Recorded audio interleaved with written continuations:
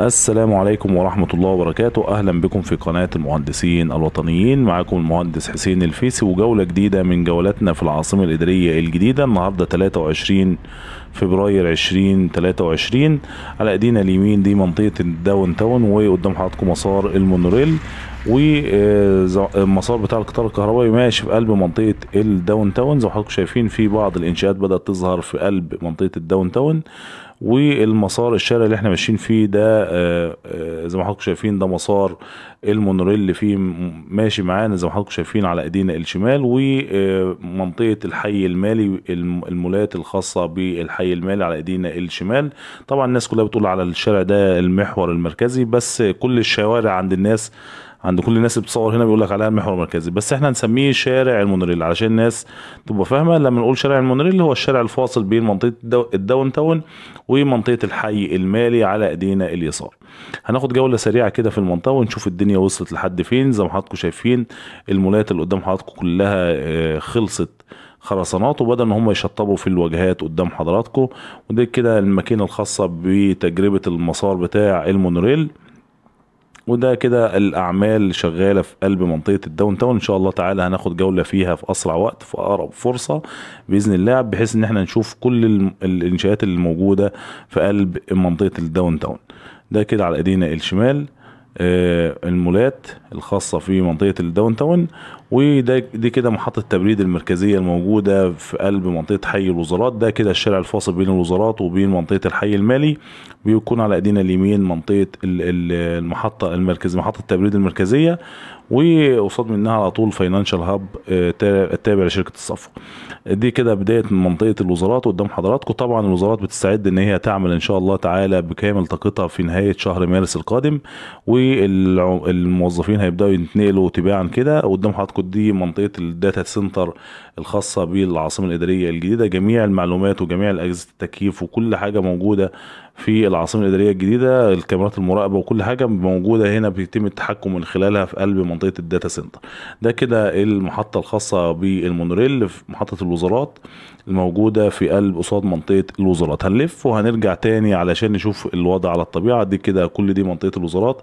هنا وزارة الموارد المائية، وقصاد مننا على طول كده وزارة الكهرباء. كل منطقة كده بيكون فيها 4 وزارات، كل 4 مباني قصاد بعض بيكونوا 4 وزارات أو 3 وزارات مع بعض. هنا في وزارة الكهرباء لها مبنيين، وقصاد منها على طول وزارة البترول والإنتاج الحربي.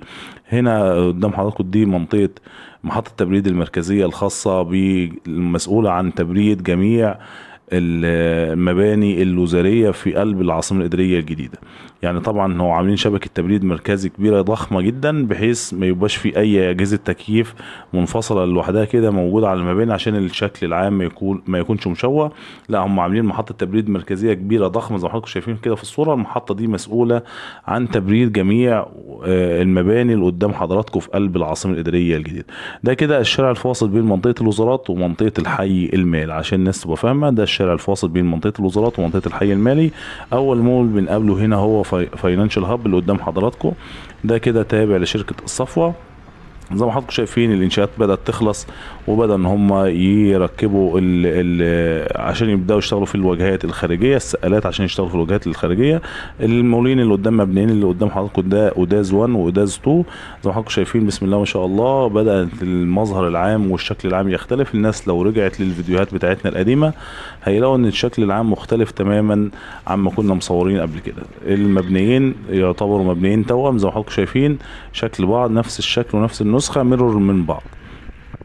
ده كده قدام حضراتكم، وبعد كده 11 مول قدام حضراتكم، وبعد كده مبنى الخاص بالمصرية للاتصالات. ده كده المبنى الخاص بالمصرية للاتصالات. طبعا دي منطقة البنوك هنصورها لكم برضو من الداخل عشان نشوف الدنيا وصلت لحد فين. طبعا بنك مصر اشتغل خلاص، وبنك الاهلي المصري اشتغل خلاص. فدي من البنوك اللي اشتغلت. ناقص بقى البنك المركزي المصري، كنت شايف عنده النهارده خلية نحل شغالة بسم الله ما شاء الله، في حركة كبيرة جدا. ده كده المبنى الخاص بشركة المصرية للاتصالات الموجود في قلب الحي المالي عشان الناس تبقى عارفة. ومن خلفهم طبعا المنطقة اللي احنا موجودين فيها دي قصاد مننا منطقة البنوك. كل دي منطقة البنوك زي ما حضراتكم شايفين كده، يافطة كبيرة مكتوب عليها المصرية للاتصالات. ده كده على ارض الواقع النهارده 23 فبراير 2023. طبعا احنا بنقول التاريخ عشان نوثق اللحظة اللي احنا فيها، بحيث الناس تبقى عارفة ان النهاردة في عمل، في شغل موجود قدام حضراتكم على الطبيعة. كل دي منطقة حي المالي. طبعا العاصمة الإدارية الجديدة متقسمة منطقة وزارات، منطقة بنوك، أحياء سكنية بعيدة عن المنطقة اللي احنا موجودين فيها. منطقة داون تاون اللي هي منطقة وسط البلد الجديدة تكون كلها منطقة مولات. ده بنك الكويت الوطني قدام حضراتكم.